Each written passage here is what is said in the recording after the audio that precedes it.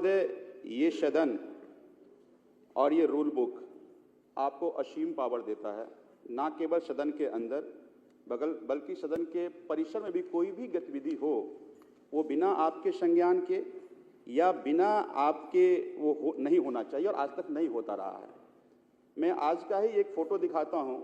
एक विकसित दिल्ली बजट एक सरकार ने यहाँ कार्यक्रम किया, उसमें स्पीकर का इसमें फोटो नहीं है।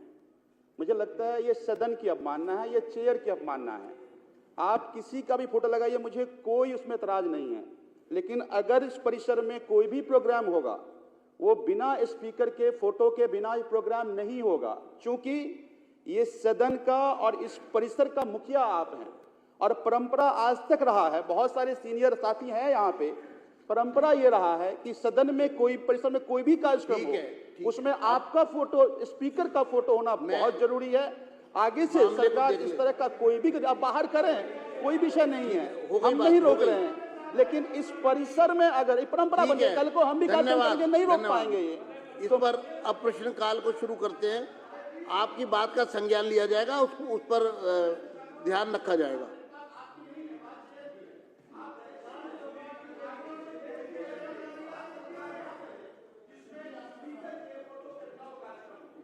ठीक है, इसका संज्ञान लिया जाता है, आगे से इसका ध्यान रखा जाएगा। आगे जी, प्रश्नकाल प्रारंभ करते हैं। श्री संजय गोयल। माननीय अध्यक्ष महोदय, एक सेकंड। हाँ जी, हैं? अच्छा,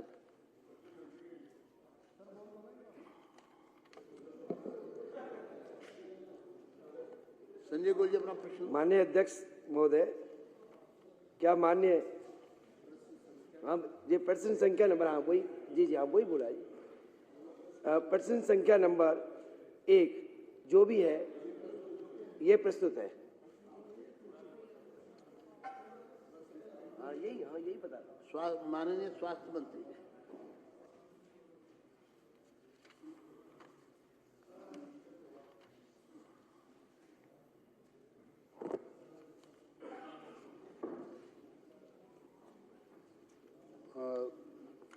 अध्यक्ष जी, नंबर 1 है जो, क्या इसमें प्रश्न है कि क्या ये सत्य है कि दिल्ली सरकार अस्पतालों के कर्मचारी की अत्यंत कमी है? यही है ना जी आपका? हाँ। दूसरा प्रश्न था इनका, इस समस्या का समाधान कब तक कर लिया जाएगा? इसका उत्तर है जी हाँ, ये सत्य है कि डॉक्टरों के संदर्भ में डॉक्टरों की 492 रिक्त पदों को भरने के लिए यूपीएससी का अधिनियम भेजा गया है। अभी तक से 341 चयनित डॉक्टरों की डोजिया यूपीएससी से मिल चुका है। इसमें 249 डॉक्टरों को नियुक्ति पत्र दे दिया चुके हैं। 92 डॉक्टरों की नियुक्तियां ज्वाइनिंग का मामला प्रक्रियाधीन है। इसके अलावा अस्थायी व्यवस्था के तौर पर इन पदों को संविदा के कॉन्ट्रैक्ट के आधार पर भरने की भर्ती अभियान भी चलाया जा रहा है। पैरा मेडिकल स्टाफ के संदर्भ में 155 विभिन्न पदों के भरने के लिए इससे पहले ही DSSB Delhi subordinate services selection board को भेजा जा चुका है। नर्सिंग स्टाफ के संदर्भ में 1507 पदों को भरने के लिए डीएसएसबी को भेजा जा चुका है, जिसका परीक्षा हो चुकी है, परिणाम आने वाले हैं। धन्यवाद दीजिए। श्री जरनैल सिंह। कुलवंत राणा जी। हाँ जी, आपने, इनके बाद आप। अध्यक्ष जी, क्या सत्य नहीं है कि दिल्ली के जो अस्पताल हैं उनके अंदर एमएस ड्यूल चार्ज ट्रिल चार्ज लेके काम कर रहे हैं, जबकि उन अस्पतालों में अच्छे से काम नहीं हो पा रहा। और ये भी जानकारी आई है कि सुरक्षाकर्मी डॉक्टरों के साथ मिलकर के पेशेंट्स को तंग करते हैं, भीड़ होती है, उसके एवज में पैसा लिया जा रहा है। ऐसा अम्बेडकर अस्पताल में हो रहा है। और ये एमएस की नियुक्ति कब तक होगी, इसके बारे में प्लीज मंत्री जी अवगत कराएं।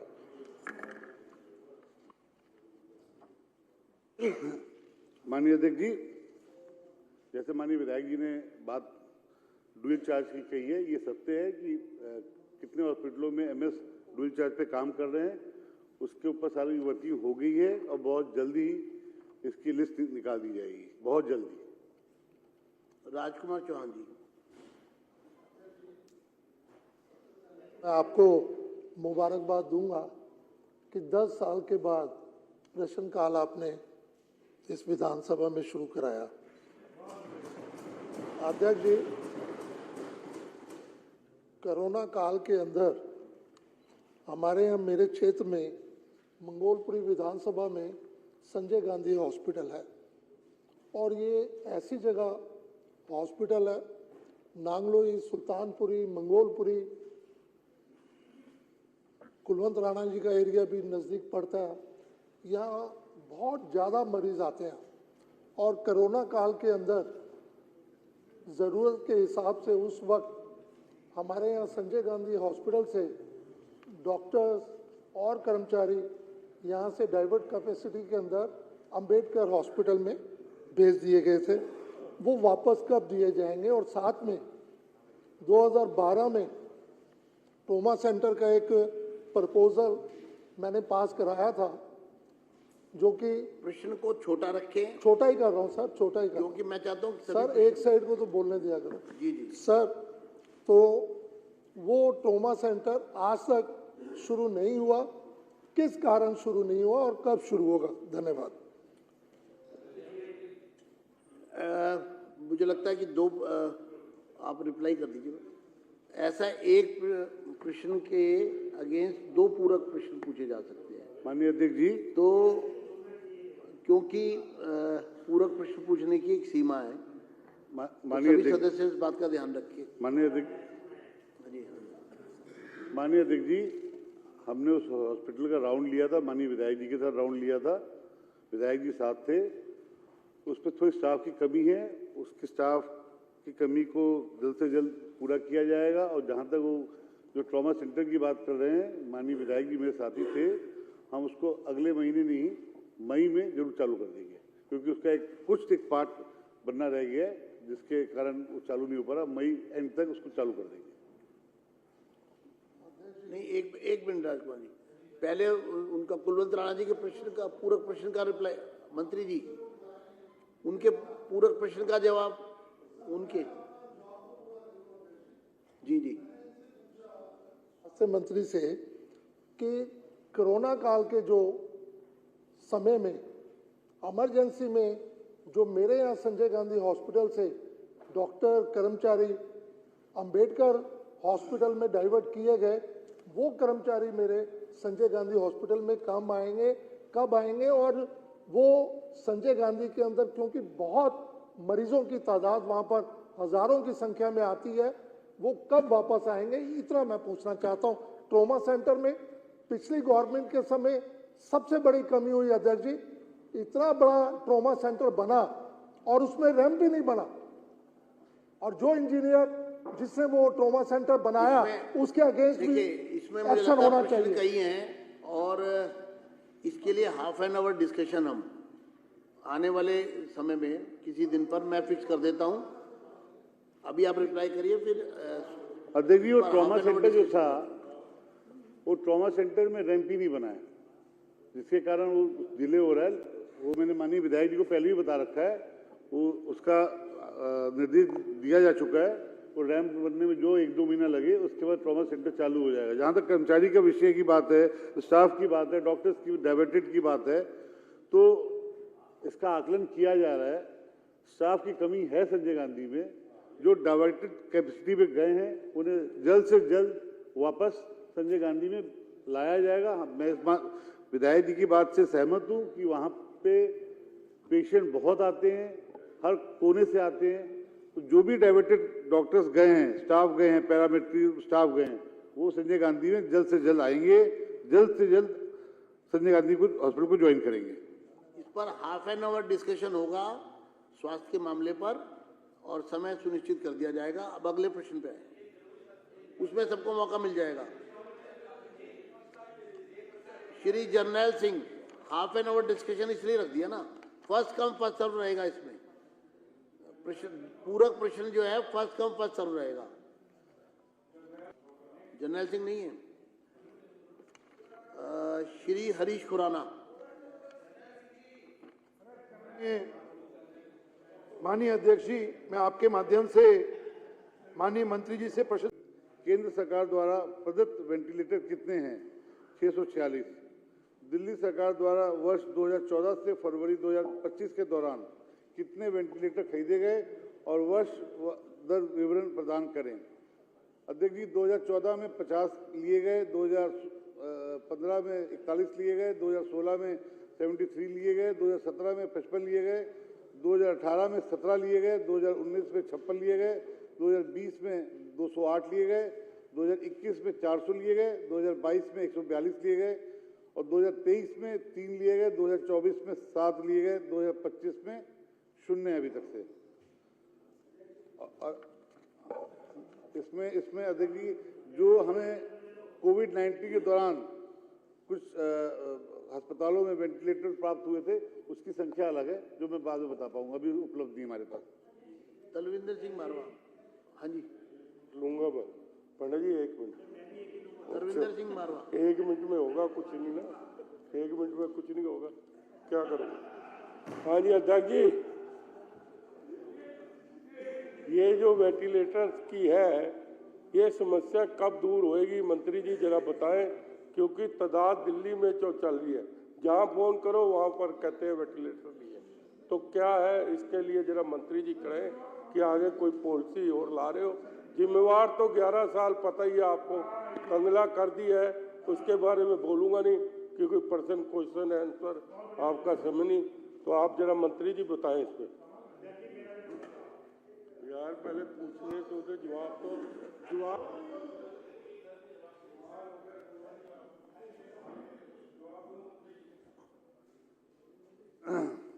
जो पूरक प्रश्न है उस पर यह अपेक्षा नहीं होनी चाहिए कि आपको तुरंत रिप्लाई मिल सकता है। आपकी बात मंत्री जी के संज्ञान में आई और मंत्री जी अपने विवेक से जो भी बात कहना चाहें वो कह सकते हैं। आप बैठिए मैडम, आप करिए। मैं खड़ा हूँ जी बोलने के लिए, मैं जवाब तो खड़ा हूँ जी। तो मैं जवाब मैं नहीं दे पाऊँ तब ना, मैं जवाब खड़ा हूँ देने के लिए। आतिश जी इसकी चिंता मत कीजिए, हम स्वास्थ्य की व्यवस्था को अच्छे सुधारने के लिए आए हैं और सुधारेंगे। मैं खड़ा हूँ उसके लिए।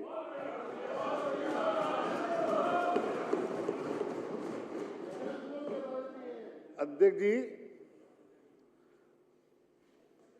हमारी सरकार, हमारी मुख्यमंत्री जी, हम काम करने के लिए आए हैं, बात बनाने के लिए नहीं आए। अध्यक्ष जी, मैं माननीय विधायक जी अपने बड़े भाई की बातों से सहमत हूं कि हमें और भी स्वास्थ्य व्यवस्था को सुधारना है। और आपके माध्यम से अध्यक्ष जी मैं ये जरूर कहूँगा विधायक जी को कि विधायक जी हम इसके ऊपर आकलन कर रहे हैं और हर हॉस्पिटल में क्या क्या सुविधा देनी चाहिए वो सब देंगे। अगले 2-3 महीनों के अंदर वेंटिलेटर की जो समस्याएं हैं, माननीय मुख्यमंत्री जी से हमारी चर्चा इस पर हो गई है। बजट के बाद इसके ऊपर वेंटिलेटर की समस्या को दूर करने का पूरा प्रयास करेंगे विधायक जी। अच्छा, ऐसा है कि वैसे तो नेता विपक्ष पूरा प्रश्न नहीं पूछते हैं, लेकिन फिर भी चूंकि आतिशी जी ने रिक्वेस्ट की है तो मैं आप सबको ओवररूल करते हुए सीधा, क्योंकि आप हालांकि बाद में उनका सम्मान है नेता पूरक प्रश्न के लिए। सबसे पहले अध्यक्ष जी मेरा ये आग्रह रहेगा आपके माध्यम से कि जो भी मंत्रीगण हैं पूरे डेटा और स्पेसिफिक जवाब दें टाइमलाइंस के साथ, क्योंकि जल्द से जल्द करेंगे, अच्छा करेंगे, बहुत अच्छा करेंगे। यहाँ पे विधानसभा के सत्र में विधायक ये अपेक्षा करते हैं जो अलग अलग इलाके का प्रतिनिधित्व कर रहे हैं कि स्पेसिफिक जवाब मिलेगा और उसी के लिए अफसर गैलरी में बैठे भी होते हैं। मेरा सवाल सप्लीमेंट्री क्वेश्चन स्वास्थ्य मंत्री से ये है कि 20 फरवरी से आज तक अब तक कितने वेंटिलेटर्स का ऑर्डर दिल्ली सरकार ने दिया है, ये डेटा जरा दें प्लीज। एक मिनट आप बैठिए, मंत्री जी अपने आप बात करेंगे। नहीं मंत्री जी प्रश्नकाल में मंत्री जी बताएं।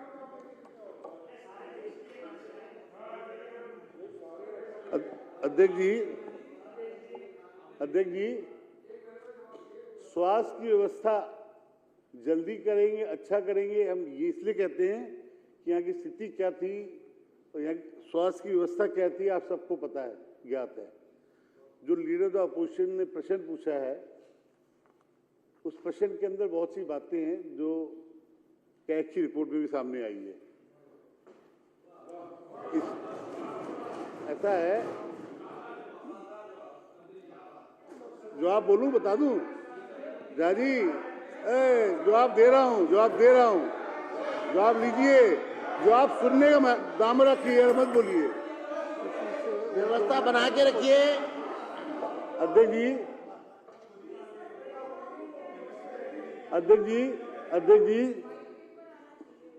जी, पूरे जितने हॉस्पिटल दिल्ली गवर्नमेंट के हैं, वहां सबकी व्यवस्था ठीक करना, दुरुस्त करना हमारी सरकार का पहला काम है। हम उसको कर रहे हैं। जहां तक लीडर ऑफ अपोजिशन ने वेंटिलेटर की बात की है, उसका डाटा लिखित लीडर ऑफ अपोजिशन के पास पहुंचेगा, कितना। ठीक है। अब अगला प्रश्न श्री संजीव झा।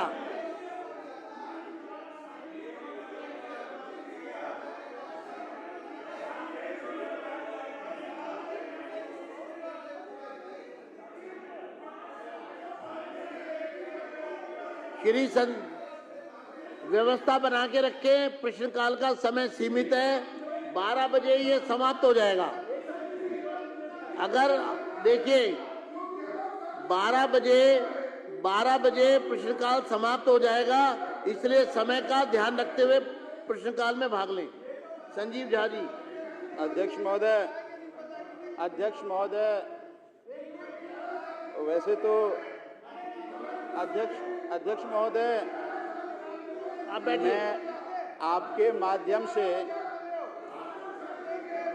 अध्यक्ष महोदय, मैं आपके माध्यम से प्रश्न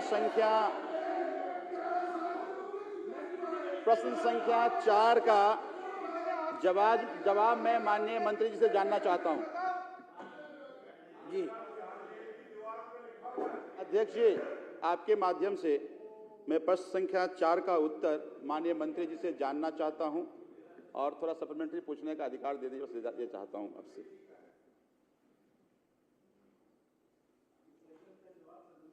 रख दिया गया है। सप्लीमेंट्री पूछो। अभी वो पूछेंगे सप्लीमेंट्री, तब मैं जवाब दूंगा। आपने पढ़ा नहीं क्या उत्तर? पहले पढ़ लीजिए ना वो।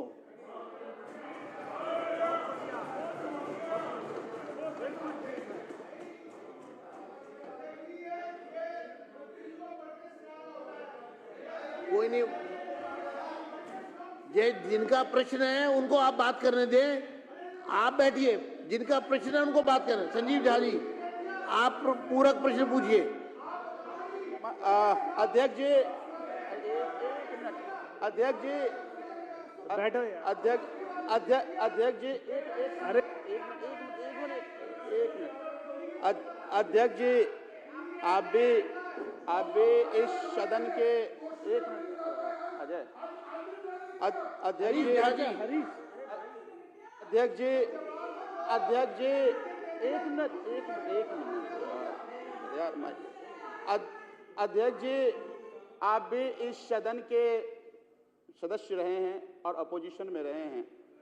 मंत्री हमेशा क्वेश्चन को पढ़ करके जवाब देता है, इसमें आप छोटे नहीं हो जाएंगे।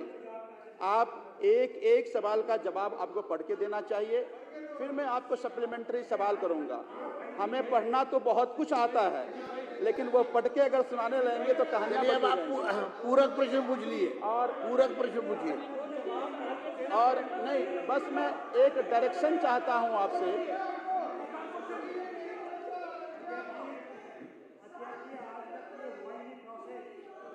नहीं तो जवाब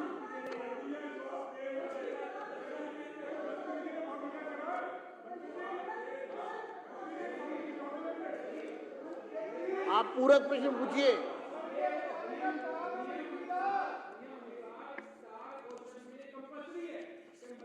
अच्छा सुनो सुनो, अरे सुनो भाई, एक मिनट, सुनो यार, विधायक जी सुनिए सुनिए। प्रवेश जी, प्रश्न लगे, मैं चाहता था समझने का आंसर आ जाए। सुनिए विधायक,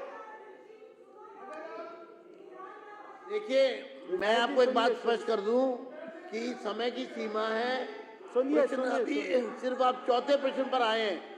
अच्छा, मंत्री पढ़ना जी कोई बोलना चाहते हैं। पढ़ना कोई अनिवार्य नहीं है, यह मैं आपको स्पष्ट कर दूं। स्थिति- अध्यक्ष जी, मैं बोल पढ़ना रहा था। कोई- अध्यक्ष जी, मैं लिखित बोल रहा उत्तर आ गया है, आप पूरक प्रश्न पूछिए। वो जिसका आपके पूरक प्रश्न का अगर वो जस्टिफाइड है तो वो जरूर जवाब देंगे बिना पढ़े।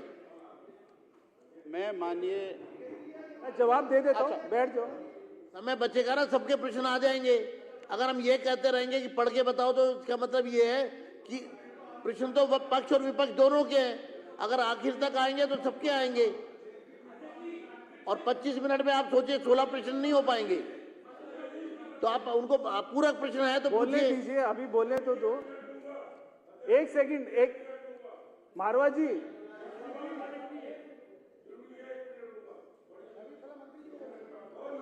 एक मिनट, मारवा जी रुक जाओ रुक जाओ।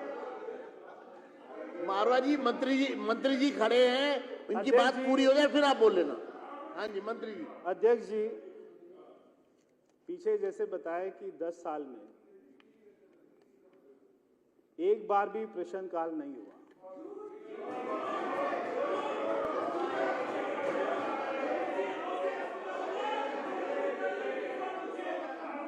अच्छा कितने, लेकिन ये तो सच है ना, अच्छा कितने साल से नहीं हुआ, तो ये सच बता दो है कितने, कि 2024 में। कितने साल से नहीं हुआ ये तो बता दो। अच्छा कितने प्रश्नकाल कितने हुए? साल से नहीं हुआ ये तो बता दो।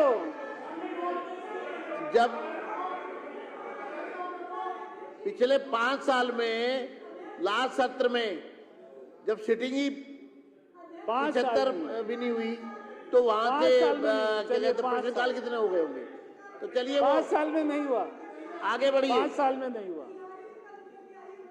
5 साल में नहीं हुआ।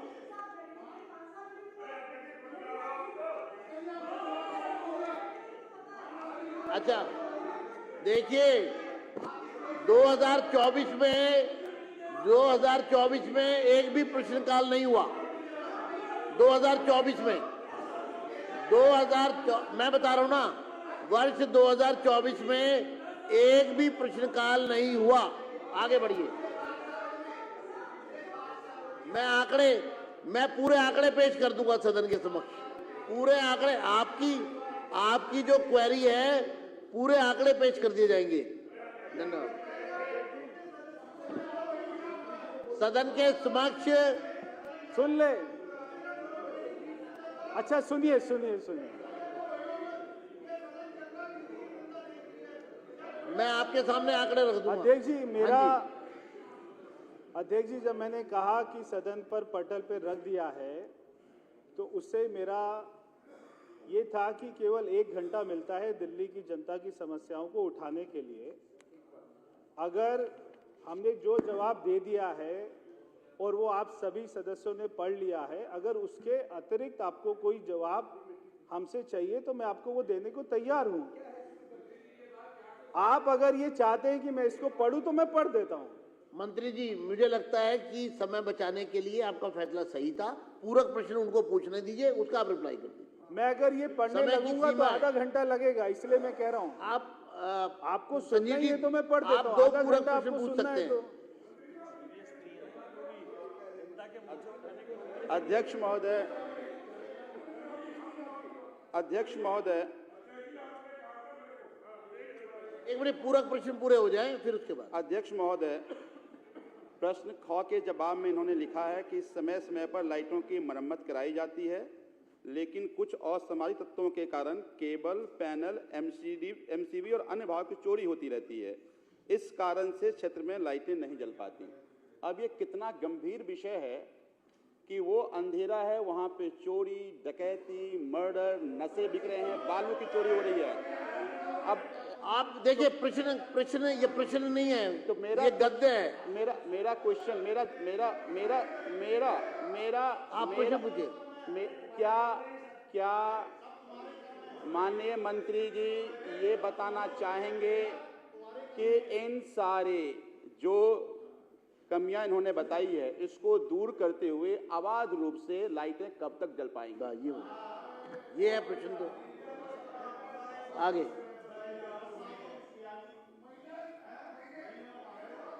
ये जो लाइटें नहीं जल रही हैं अभी, जैसा माननीय विधायक जी ने बताया, इनका एस्टीमेट बन रहा है और अगले 3 महीने में इन सारी लाइटों को चालू कराएंगे। हाँ जी, नहीं, सबसे पहले अतिशी जी को ये समझना चाहिए कि 24 में कोई प्रश्न आंसर नहीं दिया गया, ठीक है ना?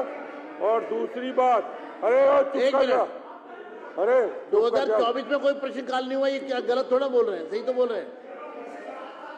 वो भी मैं आपको सारे आंकड़े दे दूंगा, सारे आंकड़े दे दूंगा। दूसरी बात कि विपक्ष की लीडर होके पर्सन क्वेश्चन पे बार बार खड़ा नहीं होना चाहिए, जिससे कि समय न खराब हो। ठीक है, विपक्ष के नेता है। ठीक है, धन्यवाद। नहीं अब हाँ, सीधी बात है अध्यक्ष जी। हाँ जी, हाँ जी। जब पर्सन आंसर में कितना टाइम खराब कर रहे हैं, क्योंकि इनकी जो कमियां हैं वो बताई जा रही है, इसलिए हर समय खराब कर रहे हैं। ठीक है, आप बीस जी कुछ कहना चाहते हैं? जी बीस जी, मोहन सिंह बीस जी। आदरणीय अध्यक्ष जी, प्रश्न से संबंधित बात है। मैं प्रश्न से ही संबंधित बात करूं। हाँ बताइए। उससे आउट हटने की बात करूंगा मैं कोई। जी। मंत्री जी ने प्रश्न की गंभीरता को समझते हुए प्रश्न पूछने के लिए उनको कहा कि सप्लीमेंट्री आप पूछें।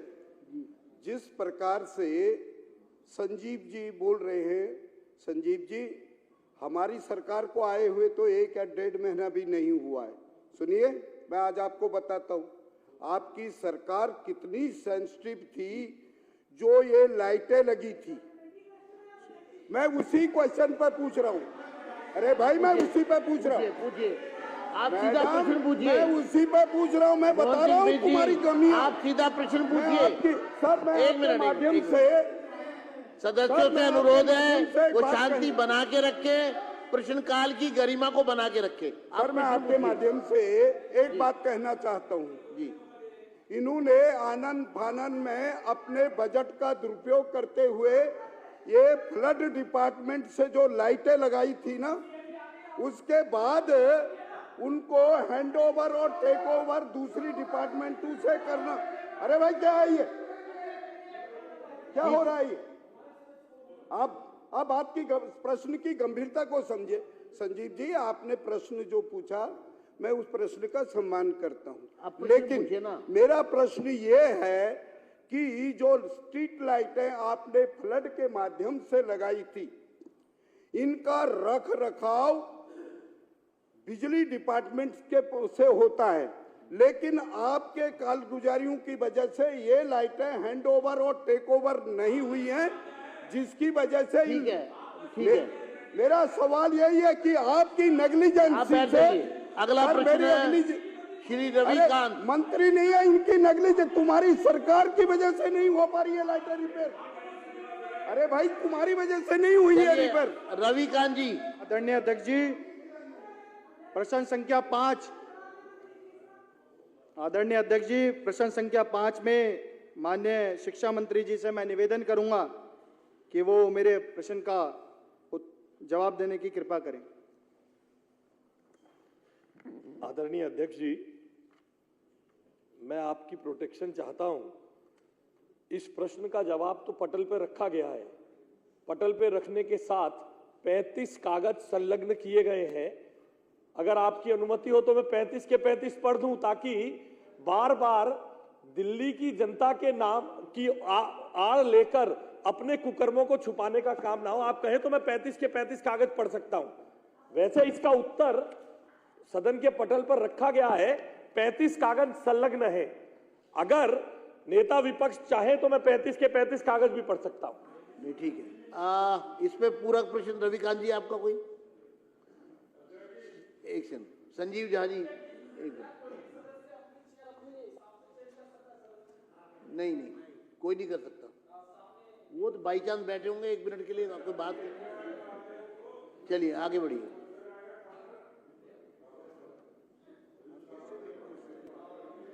अध्यक्ष महोदय, मैं आपके माध्यम से माननीय मंत्री से जानना चाहता हूं कि इस योजना के शुरुआत से 20 फरवरी 2025 तक कितने छात्रों को वित्तीय सहायता मिली और कुल कितने वित्तीय सहायता प्रदान की गई? अभी आपने कहा कि आपके क्वेश्चन का जवाब रखा हुआ है। जिस योजना की बात की गई कि दिल्ली सरकार के अधीन सभी विश्वविद्यालय, आप क्वेश्चन नंबर क पढ़ लीजिए। आप उसमें किसी योजना का जिक्र नहीं है, बताइए कौन सी योजना का कौन से पॉइंट में जिक्र है? दिल्ली सरकार के अधीन सभी विश्वविद्यालयों विभिन्न पाठ्यक्रम पोस्टग्रेड के अनुसार फीस का विवरण आपने कहा दिया। इस विवरण में कितनी फीसें दी गई, हम ये जानना चाहते हैं आपसे कि कितने छात्रों को वित्तीय सहायता मिली और कितनी राशि मिली। ये फीस कितनी लगती है, उस कॉलेज की फीस कितनी है, ये संलग्न है। पर फीस दिल्ली सरकार ने दी, ये प्रश्न नहीं है। जो प्रश्न पूछा जा चुका है उसके अलावा कोई पूरक प्रश्न पूछिए ना। बस पूरक है।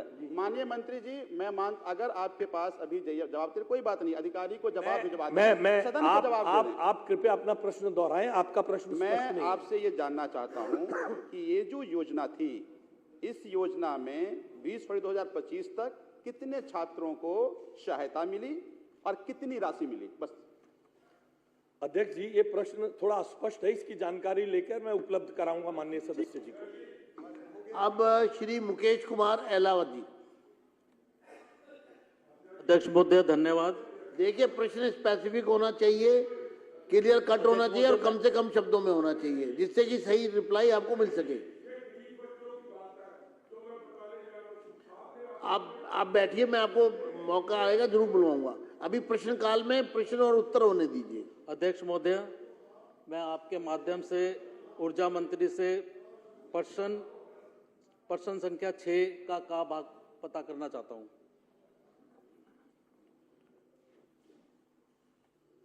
माननीय अध्यक्ष जी, आपके माध्यम से मैं ये सूचित करना चाहता हूं कि प्रश्न संख्या 6 का उत्तर सदन के पटल पर प्रस्तुत किया गया है। इन्होंने का भाग के संदर्भ में कहा है, उसका डाटा पूरा माननीय सदस्य को उपलब्ध कराया गया है। आपने का ही पूछा है, खा नहीं पूछा है, तो मैं खा भी बता देता हूं। अब दोबारा खड़ा होना पड़ेगा आपको। DERC बिजनेस प्लान VNM 2023 के खंड 30(4) के तहत आयोग ने डिस्कॉम के नियामक कार्रवाई से गुजरे बिना बिलों की गणना में की गई PPAC का एक निश्चित प्रतिशत लगाने की अनुमति दी है और उसका उत्तर भी DERC के माध्यम से आप सबकी संज्ञान के लिए उपलब्ध है। प्रश्न है आपका? 1 मिनट। नहीं, आप जो एजुकेशन विषय नहीं है, इस समय जो प्रश्न पूछा गया है मुकेश अलावा जी द्वारा, उसमें आपके पास अगर पूरक प्रश्न है टू द पॉइंट, नहीं तो मैं अगले प्रश्न पे जा रहा हूं। प्रश्न संख्या 7, आप बताइए। हाँ, पूरक प्रश्न पूछिए। अध्यक्ष जी, ये बात है एजुकेशन मंत्री जी को मैं बताना चाहता हूँ कि 9वीं क्लास के बाद जो EWS के बच्चे हैं, कई स्कूलों में उनसे पैसे लिए जा रहे हैं फीस के। अरे यार, गरीब आदमियों की बात नहीं कर रहे, क्या कर पा रहे? क्वेश्चन को छोड़ना, ये गरीब आदमियों की बात है, क्वेश्चन का लग रहा हुआ है मामा। EWS का अध्यक्ष जी, ये बड़ा सीरियस मामला है। शिक्षा पे नहीं है प्रश्न, मैं आपको मौका दूंगा एक प्रश्न पूछने का। अभी ये सप्लीमेंट्री आपके पास अगर पूरक प्रश्न है डिस्कॉम से रिलेटेड, पावर से रिलेटेड, तो आप पूछ। नहीं, आपने कहा था ना मैं अभी बाद में बात करूंगा। वो मैं प्रश्नकाल के बाद करूंगा आपकी बात। चलो, प्रश्नकाल होने दीजिए। ये सदन हमको मिलकर चलाना है, ज्यादा से ज्यादा प्रश्न आ जाए, ये हमारी कोशिश होनी चाहिए। श्री सुरेंद्र कुमार। माननीय अध्यक्ष जी, क्वेश्चन नंबर 7 का आंसर देने का काम करें नियंत्रण मंत्री।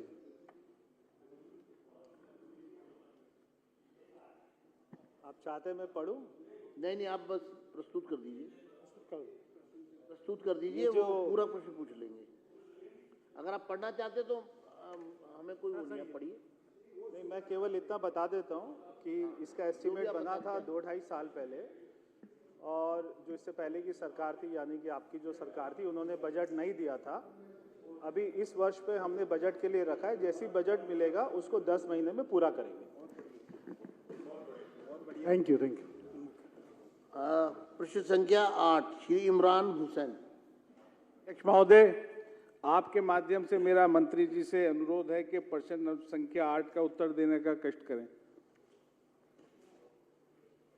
बहुत बहुत धन्यवाद। आदरणीय अध्यक्ष जी, प्रश्न संख्या 8 का उत्तर सदन के पटल पर है। अगर माननीय सदस्य चाहते हैं तो मैं टैरिफ 2014 से 2024-25 तक पढ़कर भी उनको बता सकता हूं। वैसे तो ये पटल पर उपलब्ध है, सारी एनेक्स्चर्स उपलब्ध है। माननीय सदस्य चाहें तो मैं सभी डिस्कॉम्स की टैरिफ की 2014-15 में क्या था और 2024-25 में क्या है पढ़कर भी सदन पर बता सकता हूं।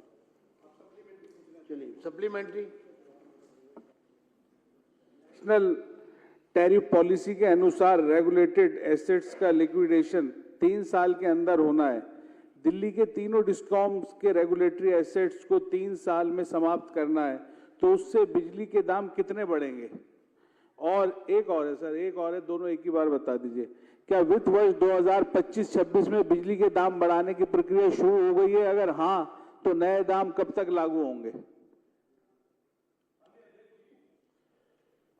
पिछली सरकार दिल्ली के डिस्कॉम्स के साथ डीआरसी के माध्यम से 27,000 करोड़ रुपए के रेगुलेटरी एसेट्स का कर्ज दिल्ली की डिस्कॉम्स के पास एसेट्स के रूप में छोड़ के गई है, जिसकी वसूली दिल्ली की कंपनियां, बिजली कंपनियां जनता से दाम बढ़ाकर करने के लिए अधिकृत हैं।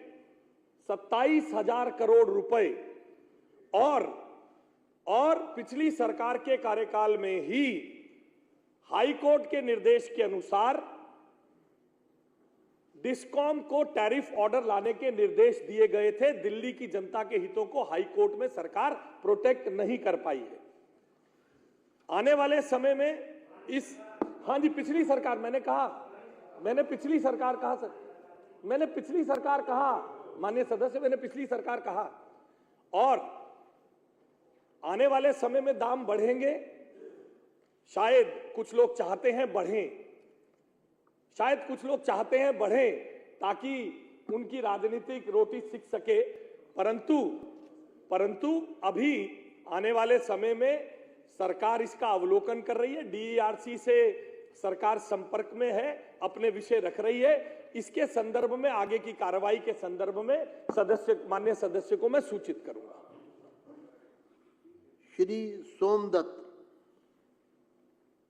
अध्यक्ष महोदय, आपके माध्यम से माननीय मंत्री जी से अनुरोध है कि प्रश्न संख्या 9 का जवाब देने का कष्ट करें।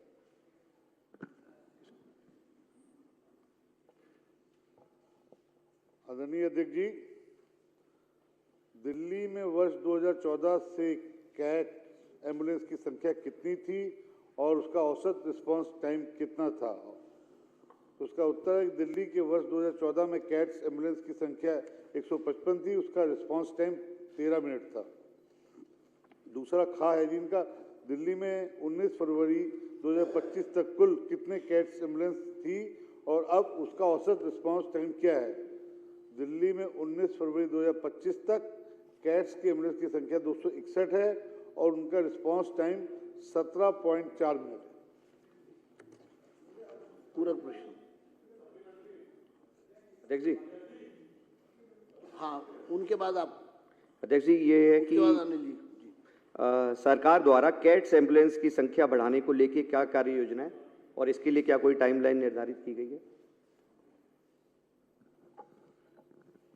अध्यक्ष जी, बिल्कुल इस पे विचार नहीं, इसे हम करने जा रहे हैं, क्योंकि कैट्स की एम्बुलेंस की संख्या कम है और है।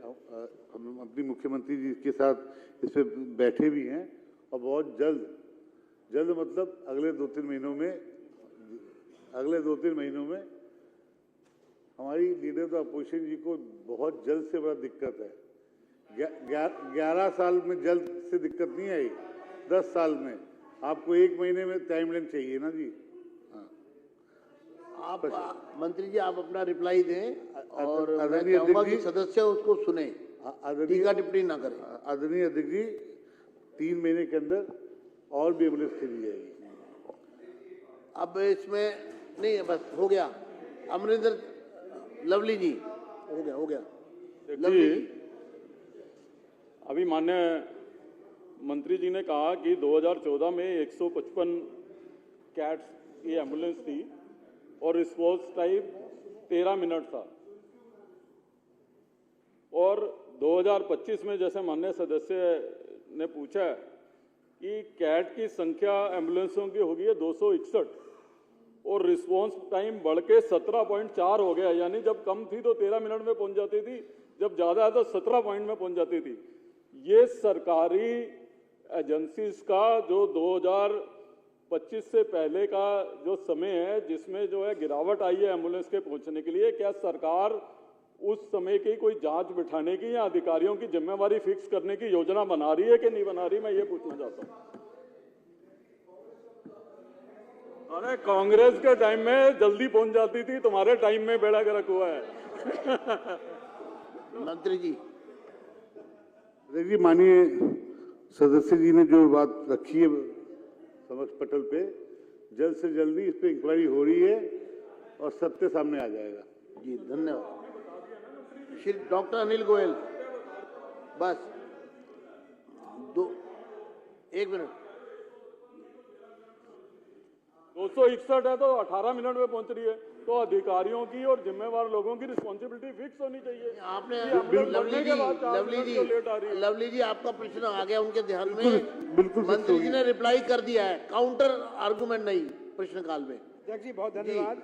अध्यक्ष जी हमने अभी सीएजी रिपोर्ट में देखा, ये नंबर तो ठीक है, इसकी सुविधा इसके अंदर क्या है? किसी भी कैट्स एम्बुलेंस में एडवांस लाइफ सपोर्ट होना चाहिए, उसमें कितने वेंटिलेटर है, क्या मैन पावर है, क्या सपोर्ट टीम है, रिस्पांस टाइम से ज़रूरी है, इसका क्वालिटी ऑफ रिस्पांस क्या है? तो मेरा सवाल है कि उसमें कितने वेंटिलेटर्स, कितने बाईपैप, कितने एक्सेसरी इक्विपमेंट है, कितना मैन पावर है? आइडियली एक कैट्स एम्बुलेंस में एक डॉक्टर या पैरामेडिक होना चाहिए, वेंटिलेटर को रख सके। ये मेरा सवाल है। आदरणीय अध्यक्ष जी, माननीय सदस्य जी के सवाल का जवाब अभी यथास्थिति में दे नहीं पाऊंगा, लेकिन मैं इनको लिख के जवाब भिजवा दूंगा। ठीक है। श्री प्रेम चौहान।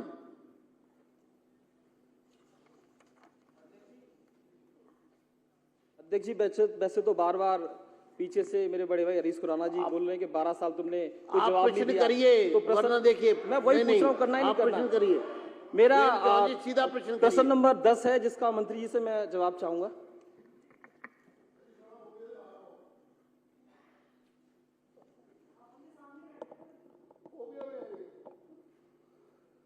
अध्यक्ष जी जवाब पटल पे है, लेकिन ये चाहते हैं कि मैं बोल के बताऊं, तो बोल के बताया। तो जी क्या दिल्ली सरकार द्वारा 20 फरवरी 2025 के बाद आशा वर्कर के मासिक भत्ते बढ़ाने और उनके स्वास्थ्य जीवन बीमा सुविधा प्रदान करने की कोई निर्णय किए गए हैं? पहले आपके क्वेश्चन ही पढ़ देता हूँ, फिर उत्तर पढ़ दूंगा। उत्तर पढ़ दूंगा। हाँ, दिल्ली राज्य स्वास्थ्य मिशन द्वारा आशा वर्कर के मासिक भत्ते बढ़ाने की नियोजित लिखित दस्तावेज की फाइल विचाराधीन है। जीवन बीमा योजना में प्रधानमंत्री जीवन ज्योति बीमा योजना तथा प्रधानमंत्री सुरक्षा बीमा योजना सभी आशा वर्कर के लिए प्रावधान किया गया है। दिल्ली सरकार द्वारा कैबिनेट द्वारा आयुष्मान भारत योजना को लागू करने की अनुमति दी जा चुकी है, जिसकी भारत सरकार की नियमावली अनुसार आशा वर्कर को स्वास्थ्य बीमा योजना की लाभार्थी होंगी। अध्यक्ष जी मेरा इसमें छोटा सा सवाल है कि मंत्री जी इसमें जो आयुष्मान भारत योजना का आप जिक्र कर रहे हैं, उसमें हमारी जो आशा वर्कर है वो आशा वर्कर सरकार का ही काम करती है और सरकार का हिस्सा होती है, सरकारी कर्मचारी एक तरीके से। उसके लिए आप आयुष्मान भारत योजना में अगर उसको जोड़ना चाहते हैं तो उसमें एक लिमिट होती है आयुष्मान भारत योजना में जो एक इलाज करने का है। दूसरी चीज़ इसमें यह है